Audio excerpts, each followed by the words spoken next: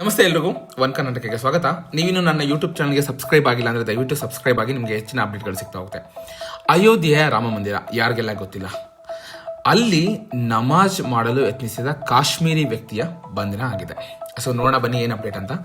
ಅಯೋಧ್ಯೆಯ ರಾಮ ಮಂದಿರ ಆವರಣದಲ್ಲಿ ನಮಾಜ್ ಮಾಡಲು ಯತ್ನಿಸಿದ ಮತ್ತು ತಡೆಯಾದ ಒಂದು ಘೋಷಣೆಗಳನ್ನ ಕೂಗಿದ ಕಾಶ್ಮೀರಿ ವ್ಯಕ್ತಿಯೊಬ್ಬನನ್ನ ಭದ್ರತಾ ಸಿಬ್ಬಂದಿ ತಕ್ಷಣ ಒಂದು ವಶಕ್ಕೆ ಪಡ್ಕೊಂಡಿದ್ದಾರೆ.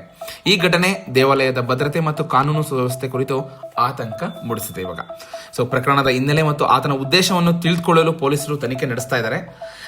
ಇಲ್ಲಿ ಏನಾಗಿದೆ, ರಾಮ ಮಂದಿರ ಸಂಕೀರ್ಣದೊಳಗೆ ನಮಾಜ್ ಮಾಡಲು ಯತ್ನಿಸುತ್ತಾರೆ. ಆ ಒಂದು ತಡೆದಾಗ ಘೋಷಣೆಗಳನ್ನ ಕೂಗಿದ ಆರೋಪದ ಮೇಲೆ ಕಾಶ್ಮೀರದ ವ್ಯಕ್ತಿ ಅವನಾಗಿರ್ತಾನೆ. ಸೊ ಅಲ್ಲಿ ಆಲ್ರೆಡಿ ವಶಕ್ಕೆ ಪಡ್ಕೊಂಡಿದ್ದಾರೆ. ಮೂಲಗಳ ಪ್ರಕಾರ ಆ ವ್ಯಕ್ತಿಯನ್ನ ಕಾಶ್ಮೀರದ ಶೋಪಿಯಾನ್ ಜಿಲ್ಲೆಯ ನಿವಾಸಿ ಅಹಮದ್ ಶೇಖ್ ಅಂತ ಗುರುತಿಸಿದ್ದಾರೆ. ಇನ್ನು 55 ವರ್ಷದ ಈ ವ್ಯಕ್ತಿ ಶುಕ್ರವಾರ ಅಂದ್ರೆ ಜನವರಿ 9ರಂದು ಹೆಚ್ಚಿನ ಭದ್ರತೆ ಇರುವ ದೇವಾಲಯದ ಆವರಣಕ್ಕೆ ಪ್ರವೇಶಿಸಿದ್ದಾನೆ. ನಂತರ ಸೀತಾ ರಸೋಹಿ ಪ್ರದೇಶದ ಒಂದು ಬಳಿ ಕುಳಿತು ಅಲ್ಲಿ ನಮಾಜ್ ಮಾಡಲು ಸಿದ್ಧತೆ ನಡೆಸುತ್ತಿದ್ದಂತೆ. ಸೊ ಅಂದ್ರೆ ಸಿದ್ಧತೆ ಮಾಡ್ಕೋತಾ ಇದ್ದಾನೆ. ಆತನ ಕೃತ್ಯವನ್ನು ಗಮನಿಸಿದ ಅಲ್ಲಿನ ಭದ್ರತಾ ಸಿಬ್ಬಂದಿ ತಕ್ಷಣವೇ ಮಧ್ಯ ಪ್ರವೇಶಿಸ್ತಾರೆ. ಸೊ ದೇವಾಲಯದ ಒಂದು ಭದ್ರತಾ ಸಿಬ್ಬಂದಿ ಆತನ ಪ್ರಶ್ನೆ ಮಾಡ್ತಾರೆ, ವಶಕ್ಕೆ ಪಡೆದು ವಿಚಾರಣೆ ಕೂಡ ನಡೆಸ್ತಾರೆ. ಹಾಗೆ ಸ್ಥಳೀಯ ಪೊಲೀಸರಿಗೆ ಹಸ್ತಾಂತರಿಸ್ತಾರೆ ಅವನ್ನ. ಓಕೆನಾ, ಕೆಲವು ಮೂಲಗಳು ಹೇಳುವಂತೆ ಆ ವ್ಯಕ್ತಿ ತಡೆದಾಗ ಘೋಷಣೆಗಳನ್ನ ಅಂದ್ರೆ ಕೂಗ್ತಾನೆ, ಕೆಲವೊಂದು ಆ ಧರ್ಮಕ್ಕೆ ಸಂಬಂಧಪಟ್ಟ ಘೋಷಣೆಗಳನ್ನ ಕೂಗ್ತಾರೆ ಎನ್ನಲಾಗಿದೆ. ಆದರೆ ಈ ಹೇಳಿಕೆಯನ್ನ ಅಧಿಕೃತವಾಗಿ ಅವರು ಎಲ್ಲೂ ದೃಢೀಕರಿಸಲಾಗಲಿಲ್ಲ ಅಂತ ಕೂಡ ಹೇಳಿದ್ದಾರೆ. ಹಾಗೆ ಪೊಲೀಸರು ಈ ತನಿಖಾ ಮತ್ತು ಗುಪ್ತಚರ ಸಂಸ್ಥೆಗಳೇನಿದೆ ಆತನ ಉದ್ದೇಶವನ್ನು ತಿಳಿದುಕೊಳ್ಳಲು ವಿಚಾರಣೆ ನಡೆಸ್ತಾ ಇದೆ. ಅಂದ್ರೆ ಏನಾದ್ರೂ ಈ ಧರ್ಮಗಳ ಬಗ್ಗೆ ಒಂದು ಎತ್ತಿಕ್ಕುವ ಅಂದ್ರೆ ತಂದಿಡೋದು ಅಂತ ಹೇಳ್ತಾರಲ್ಲ, ಆ ರೀತಿ ಏನಾದ್ರೂ ಉದ್ದೇಶ ಇದೆಯಾ, ಅಥವಾ ದೇಶದಲ್ಲಿ ಒಂದು ಗಲಭೆಗಳನ್ನ ಸೃಷ್ಟಿಸುವ ಒಂದು ಉದ್ದೇಶ ಇದೆಯಾ, ಈ ರೀತಿ ಹಲವಾರು ಮೂಲಗಳಿಂದ ಅದನ್ನ ತನಿಖೆ ನಡೆಸ್ತಾ ಇದ್ದಾರೆ. ಓಕೆನಾ, ಸೊ ಅಂದ್ರೆ ಆ ಮೂಲ ಉದ್ದೇಶ ಏನು ಈ ರೀತಿ ನಡೆಸ್ತಿರೋದಕ್ಕೆ ಅನ್ನೋದಕ್ಕೆ ಕೂಡ ಈಗ ನಮಾಜ್ ಮಾಡೋದಕ್ಕೆ ತುಂಬಾ ಜಾಗ ಇರುತ್ತೆ. ಬಟ್ ಅಯೋಧ್ಯೆಯ ರಾಮ ಮಂದಿರನೇ ಏಕೆ ಬಂದಿದ್ದ, ಅಲ್ಲಿನೇ ಆ ಒಂದು ಜಾಗನೇ ಅವನು ಏನಕ್ಕೆ ಸೆಲೆಕ್ಟ್ ಮಾಡ್ಕೊಂಡಿದ್ದ ಅನ್ನೋದು ಇಲ್ಲಿ ದೊಡ್ಡ ಪ್ರಶ್ನೆಯಾಗಿ ಮೂಡ್ ಬರ್ತಾ ಇದೆ. ಹಾಗೆ ಈ ಘಟನೆಯಲ್ಲಿ ಇನ್ಯಾರಾದ್ರೂ ಭಾಗಿಯಾಗಿದ್ದಾರ ಅಥವಾ ಅವನಿಗೆ ಪ್ರೇರೇಪಣೆ ಕೊಡ್ತಾ ಇದ್ದಾರ ಹಿಂದೆ ನಿಂತ್ಕೊಂಡು, ಈ ರೀತಿ ಅನೇಕ ಪ್ರಶ್ನೆಗಳು ಮೂಡ್ತಾ ಇದೆ. ಆತನ ಪ್ರಯಾಣದ ವಿವರಗಳನ್ನು ಸಹ ಅಧಿಕಾರಿಗಳು ಪರಿಶೀಲನೆ ಮಾಡ್ತಾರೆ. ಅಂದ್ರೆ ಅವನು ಎಲ್ಲಿಂದ ಬಂದಿದ್ದ, ಥ್ರೂ ಫ್ಲೈಟ್ ಬಂದಿದ್ದ ಅಥವಾ ಟ್ರೈನಾ, ಅವ್ನಿಗೆ ಯಾರು ಸಹಾಯ ಮಾಡಿದ್ರು.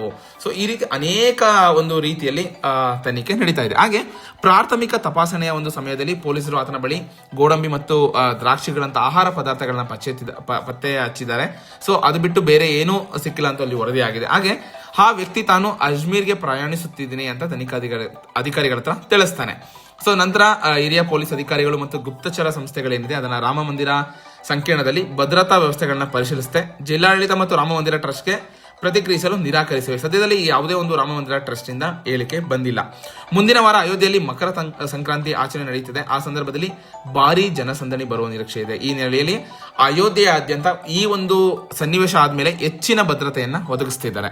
ಹಾಗೆ ಜನವರಿ 22ರಂದು ರಾಮ ಮಂದಿರದ 2ನೇ ವಾರ್ಷಿಕೋತ್ಸವ ಕೂಡ ಇದೆ. ಈ ಮುನ್ನ ಈ ಘಟನೆ ನಡೆದಿದೆ. ಓಕೆನಾ, ಹಾಗೆ ನೀವು ನೋಡಬಹುದು ಅಯೋಧ್ಯೆಯ ರಾಮ ಮಂದಿರ 15 ಕಿಲೋಮೀಟರ್ ವ್ಯಾಪ್ತಿಯಲ್ಲಿ ಮಾಂಸಾಹಾರ ಏನಿದೆ ಅದನ್ನ ಸಂಪೂರ್ಣವಾಗಿ ನಿಷೇಧ ಮಾಡಿದ್ದಾರೆ. ಎಸ್, ಅಯೋಧ್ಯೆಯ ಸ್ಥಳೀಯ ಆಡಳಿತವು ರಾಮ ಮಂದಿರದ 15 ಕಿಲೋಮೀಟರ್ ವ್ಯಾಪ್ತಿಯಲ್ಲಿ ಮಾಂಸಾಹಾರಗಳನ್ನ ವಿತರಣೆಯನ್ನು ಕೂಡ ನಿಷೇಧಿಸಿದೆ. ರಾಮ ಮಂದಿರದ ಸುತ್ತ ಮಾಂಸಾಹಾರಗಳು ಮಾರಾಟದ ಮೇಲೆ ಆಗಾಗ ನಿಷೇಧವಿದೆ ಅಂತ ಒಂದು ಆಹಾರ ಆಯುಕ್ತ ಮಾಣಿಕ್ ಚಂದ್ರ ಸಿಂಗ್ ಕೂಡ ತಿಳಿಸಿದ್ದಾರೆ. ಸೊ ಒಟ್ಟಾರೆ ಈ ಹತ್ತಿರದಲ್ಲಿ ಮಕರ ಸಂಕ್ರಾಂತಿ ಇದೆ. ಹಾಗೆ ಒಂದು ಏನ್ ಹೇಳ್ತಾರೆ, ರಾಮ ಮಂದಿರದ ಅದು 2ನೇ ವರ್ಷದ. ಓಕೆನಾ, ಸೊ ನೀವು ನೋಡ್ಬೋದು, ನಾನು ಈ ಒಂದು ರಾಮ ಮಂದಿರದ 22ರಂದು ರಾಮ ಮಂದಿರದ 2ನೇ ವಾರ್ಷಿಕೋತ್ಸವ ಕೂಡ ಇದೆ, ಜನವರಿ 22ಕ್ಕೆ. ಸೊ ಈ ಒಂದು ಡೇಟ್ ನ ಟಾರ್ಗೆಟ್ ಮಾಡ್ಕೊಂಡು ಏನಾದರೂ ಗಲಭೆ ಸೃಷ್ಟಿ ಮಾಡೋದಕ್ಕೆ ಮಾಡ್ತಿದಾರ, ಈ ರೀತಿ ಅನೇಕ ಒಂದು ಸಂದೇಹಗಳು ಮೂಡ್ ಬರ್ತಿದೆ. ಓಕೆನಾ, ಸೊ ಒಟ್ಟಾರೆ ಸರ್ಕಾರ ಅಥವಾ ಅಲ್ಲಿನ ಒಂದು ಆಡಳಿತ ಮಂಡಳಿ ಯಾವ ರೀತಿ ಒಂದು ಕ್ರಮ ತಗೊಳ್ಳುತ್ತೆ, ಯಾವ ಒಂದು ಮಟ್ಟಕ್ಕೆ ಅಲ್ಲಿ ಸೆಕ್ಯೂರಿಟಿನ ಟೈಟ್ ಮಾಡ್ತಾರೆ ಅನ್ನೋದನ್ನ ಕಾದು ನೋಡ್ಬೇಕು. ಸೊ ಇದೊಂದು ಲೇಟೆಸ್ಟ್ ಅಪ್ಡೇಟ್ ಆಗಿದೆ. ಸೊ ಆದಷ್ಟು ಜನಗಳು ಏನಾಗ್ತಿದೆ, ಇಲ್ಲಿ ಧರ್ಮಗಳ ಬಗ್ಗೆ ಸಂಘರ್ಷ ಒಳಪಡೋ ಹಾಗೆ ಮಾಡ್ತಾ ಇದ್ದಾರೆ. ಓಕೆನಾ, ಸೊ ಇದನ್ನ ಆದಷ್ಟು ಸರ್ಕಾರ ಗಮನಿಸಬೇಕು, ಒಂದು ಸ್ಟ್ರಿಕ್ಟ್ ಆಕ್ಷನ್ ತಗೋಬೇಕು ಅಂತ ಅನ್ಸುತ್ತೆ. ಓಕೆನಾ, ಇದೇ ರೀತಿ ಒಂದು ಹೆಚ್ಚಿನ ಅಪ್ಡೇಟ್ಗಾಗಿ ನನ್ನ ಯೂಟ್ಯೂಬ್ ಚಾನಲ್ ಸಬ್ಸ್ಕ್ರೈಬ್ ಮಾಡಿ, ಇದೇ ರೀತಿ ಸಪೋರ್ಟ್ ಮಾಡ್ತಾ ಇರಿ. ಧನ್ಯವಾದಗಳು.